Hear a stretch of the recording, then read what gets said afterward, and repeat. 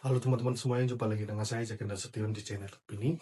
Jadi teman-teman semuanya, pada kesempatan kali ini aku ingin membahas salah satu yang lagi viral, yaitu ada seseorang yang ingin melakukan percobaan bunuh diri di kawasan Masjidil Haram.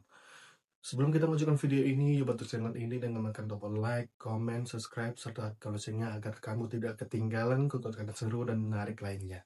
Yuk lanjut. Jadi teman-teman semua, Masjidil Haram merupakan kiblat umat muslim di seluruh dunia. Umat muslim berbondong-bondong datang ke sana untuk melaksanakan ibadah. Ada yang melaksanakan ibadah umroh, ada yang melaksanakan ibadah sunnah seperti sholat, itikaf, baca Quran di Masjidil Haram, dan lain-lain. Tetapi orang yang datang ke Masjidil Haram bukan hanya untuk melaksanakan ibadah, ada juga yang ingin melaksanakan hal-hal buruk seperti mencopet di kawasan Masjidil Haram ketika lagi sedang melakukan tawaf. Ada juga yang melakukan hal-hal syirik di sekitar Masjidil Haram, dan ada juga yang sampai parahnya mencoba untuk melakukan percobaan bunuh diri di kawasan Masjidil Haram. Dan ini baru saja terjadi, teman-teman. Ada seseorang yang tidak diketahui siapa identitasnya melakukan percobaan bunuh diri di kawasan Masjidil Haram. Dia melompat dari lantai 2 atau lantai 3, dan untungnya diselamatkan oleh askar di sekitar Masjidil Haram. Dari kejadian ini, askarnya terluka dan juga orang yang melakukan percobaan bunuh diri ini terluka juga. Sebenarnya percobaan bunuh diri ini tidak pertama kali di Masjidil Haram. Sebelumnya di tahun 2024 ada juga yang ingin melaksanakan percobaan bunuh diri di kawasan Masjidil Haram. Dan kalau dicatat-catat, yang resmi diberitakan itu ada sekitar 4 kali, teman-teman. Di tahun 2024 ada orang yang ingin melaksanakan percobaan bunuh diri, dan di antara tahun 2017 sampai 2018 ada yang ingin mencoba membakar dirinya di Masjidil Haram. Walaupun bukan di pelataran Masjidil Haram, tetapi ia ingin mencoba membakar dirinya di luar Masjidil Haram, dan untungnya ini diselamatkan oleh tentara ataupun polisi yang ada di sana. Jadi teman-teman semuanya, hal ini sebenarnya sudah banyak terjadi, tetapi memang alhamdulillahnya ini bisa dihindari oleh tentara-tentara yang di sana. Dan juga ini sebenarnya ada juga dulu di beberapa tahun yang lalu, seseorang yang menerobos ke Masjidil Haram menggunakan mobilnya, dan alhamdulillah ini semua bisa dihindari. Mungkin teman-teman ada yang bertanya, mengapa sih ada orang yang datang ke Masjidil Haram untuk bunuh diri? Jadi teman-teman semuanya, tidak semua orang yang datang ke Masjidil Haram dalam keadaan hati yang bagus, teman-teman.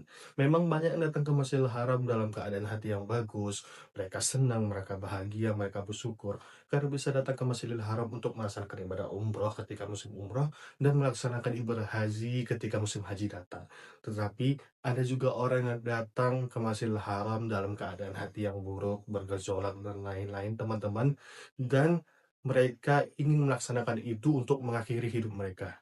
Dan sebenarnya mengakhiri hidup ataupun bunuh diri itu sangat dimurkai oleh Allah, teman-teman. Ini perlu diketahui.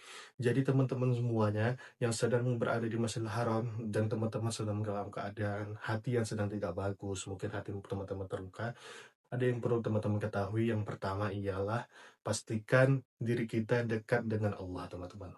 Agar kita terhindar dari perbuatan buruk yang sedang kita lakukan sendiri, teman-teman. Seperti contohnya ini, bunuh diri bukan akhirnya dari segalanya, teman-teman. Bukan berarti ketika kita bunuh diri di kawasan Masjidil Haram, kita langsung masuk surga, teman-teman. Tidak. Kita akan masuk neraka. Karena kenapa? Allah sangat murka dengan orang yang mengakhiri dirinya sendiri atau mengakhiri hidupnya sendiri.